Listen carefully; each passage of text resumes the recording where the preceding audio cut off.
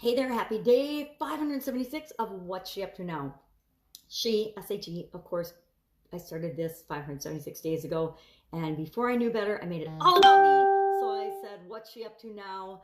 And I'm documenting the journey as I transition from the brick and mortar corporate world of business to the online world of business, and the trials and the tribulations, because obviously at day 576, I have not reached my goal and objective, my original goal and objective. So I continue to document every day what I'm doing, what's working, what's not working, what's frustrating, what's my wins, my losses, my trials, my tribulations, the good, the bad, the ugly, everything usually gets summarized in this little bitty daily journal.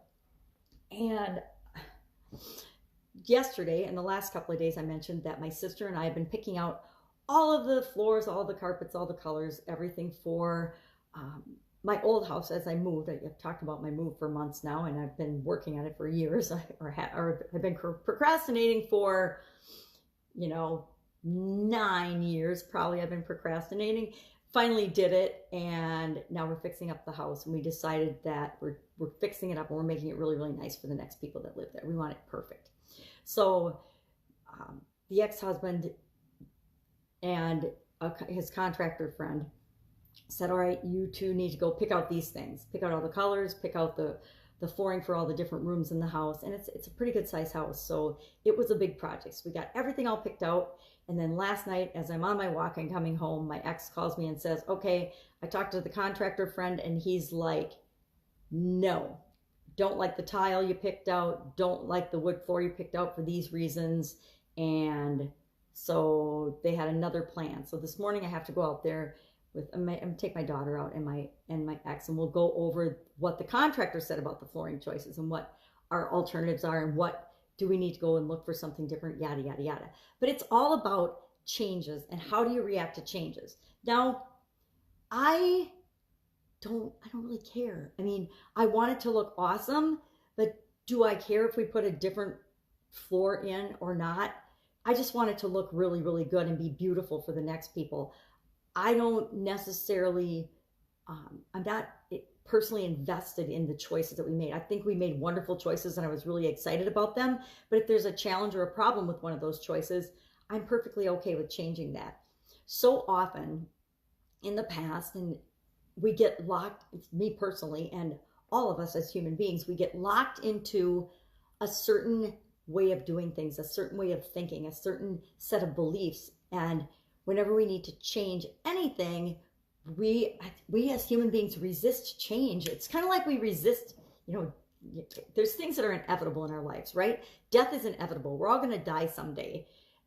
Some of us have already practiced that, but we're all going to die. It's inevitable. There's nothing we can do about it. Every one of us, the bodies that we're in are going to expire and wear out or be damaged in some way, and we're not going to be able to occupy them anymore. It's kind of like the alien futuristic things in the movies that we see.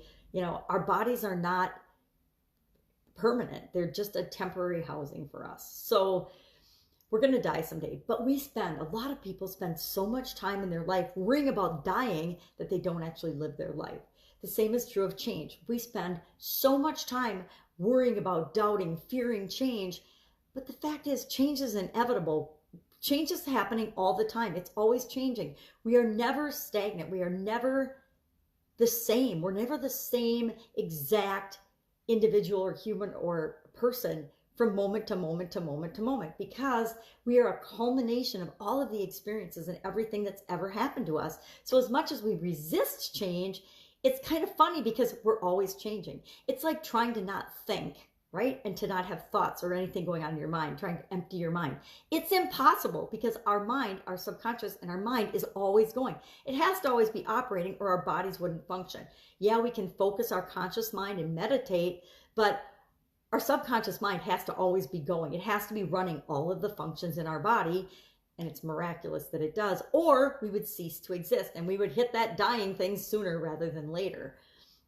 But change and dying and things that we have no control over. Now, yeah, you can control when you're going to die a little bit by eating right, taking care of yourself, being healthy, living a good lifestyle. But the truth is, you can still get hit by a bus tomorrow, right? If you live where buses are. So we never know. I kind of believe that when it's your time, it's your time. You're going to go one way or another. I don't know if we all have come in with an expiration date. Who knows how that works? Only beings beyond us understand or know that.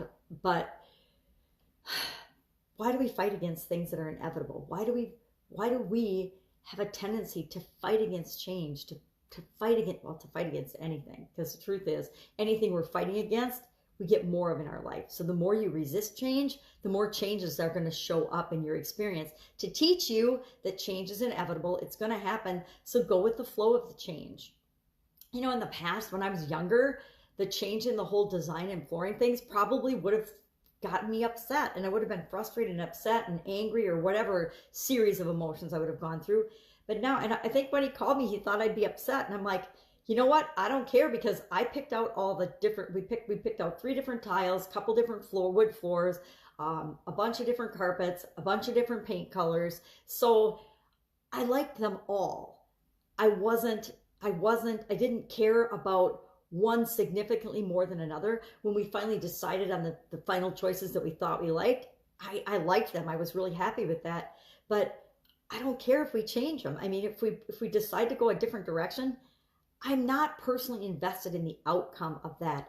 I'm invested in, I want it to look gorgeous. I want the outcome to be a certain way. And we need to do that with our lives and our businesses. I want to live a happy life. I want to build X business. But the way I get there, the journey, the experiences, the steps I use to get there, I'm not invested in what those steps have to be.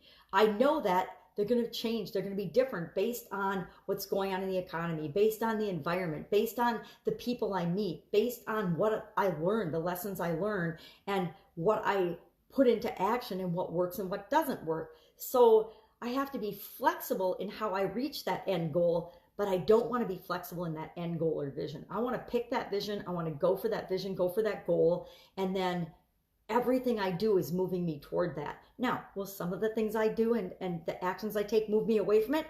Yes, but then I know that they're not the right actions to take. And that's how we move and adjust, and we get to where we want to go.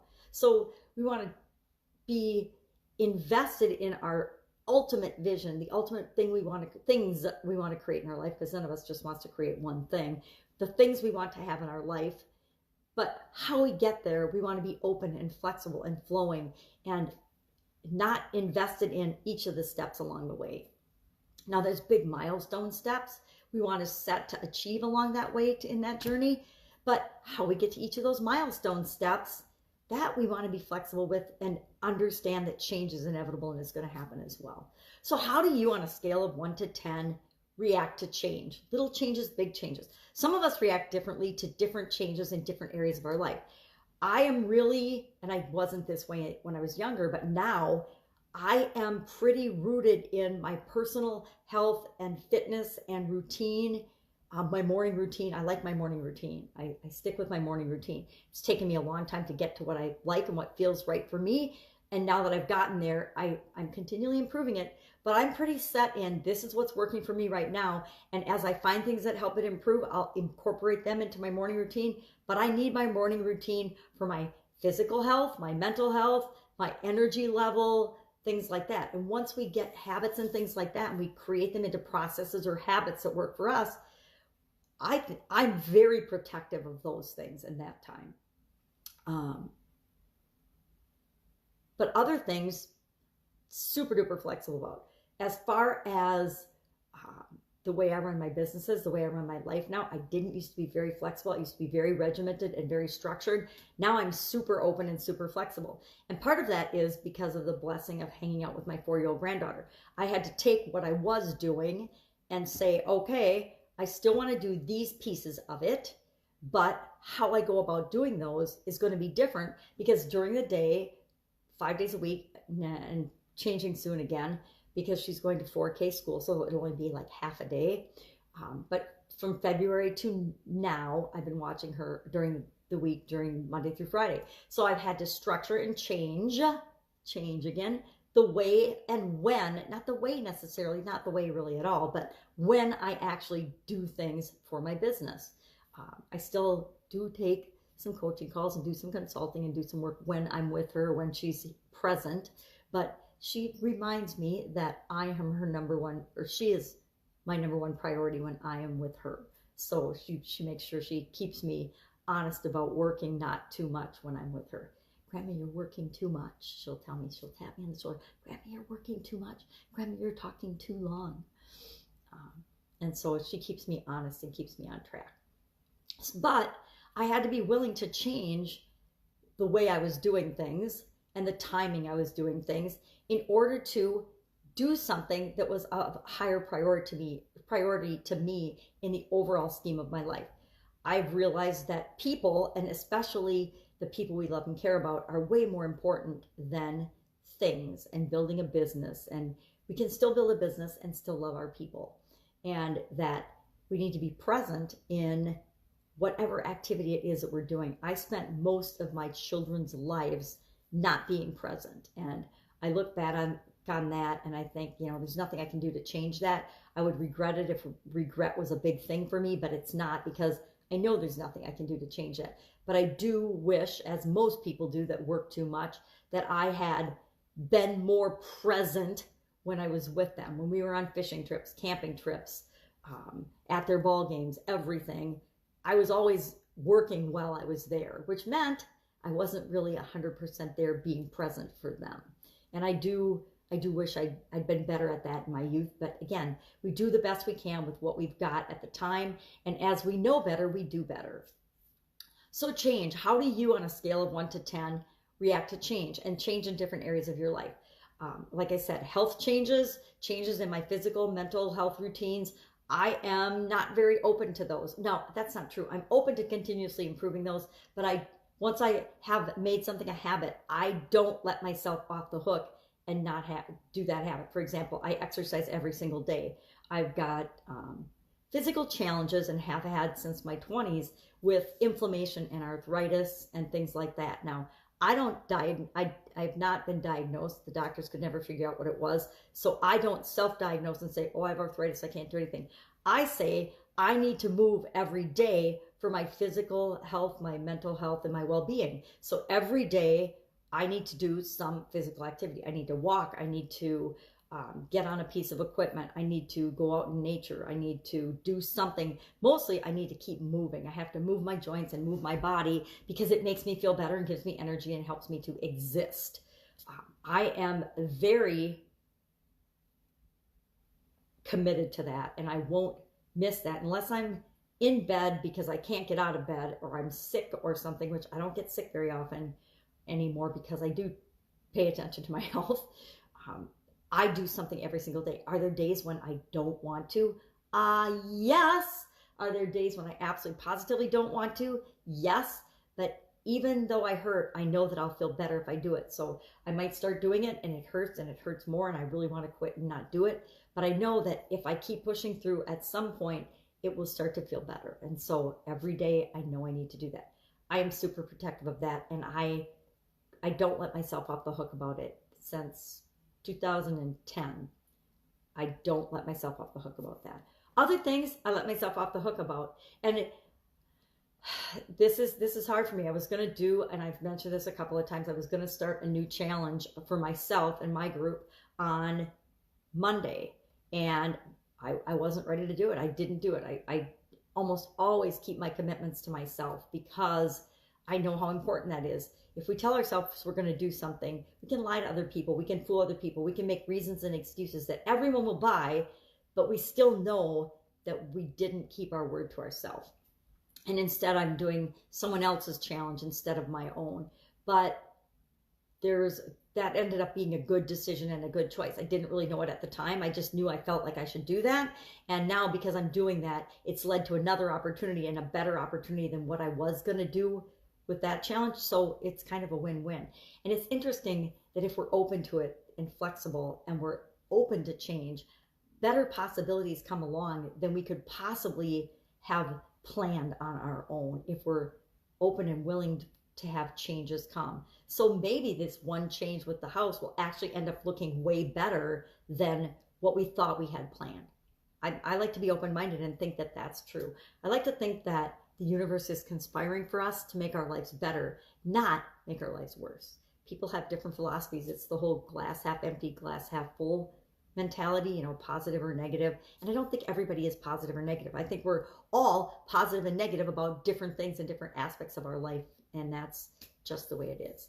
So actually working on the One Funnel Away Challenge, day 6 today. Haven't done it yet, but I will. Working on the house, working on my move, working on another project that I'm going to remain nameless for right now till I ferret it out and I let you know exactly what I want it to be and how it's going to shape out. But I got a really cool idea the other day and I want to implement it, but I want to implement it in a way that feels right for everybody. So that's it. That's all I've got today. Go out, make it an awesome day. It is Saturday in my neck of the woods, so I'm doing a lot of, you know, personal projects, not business projects. That's the way it is. We need to, I don't believe in balance. I've mentioned that, but we have to pay attention to a little bit of each area of our life, or that area of our life will rear its ugly head and make us pay attention to it. That involves every area of our life. You know, there's 7 main areas of our lives that I consider: physical, mental, emotional, spiritual, financial, what we're contributing into the world, and our, I guess physical is health. Emotional. We have to pay attention to all those areas of our life, at least a little bit, or they will get our attention in terms of health. If we don't pay attention to our health, and I'm a huge example of that, it will shut us down. It will make sure we pay attention to it. So we have to take care of our physical and mental well-being. And we have to take care of the other areas of our life too, so we can have a good life. All right. I will be with you tomorrow. Have an absolutely amazing day. Bye. Take care.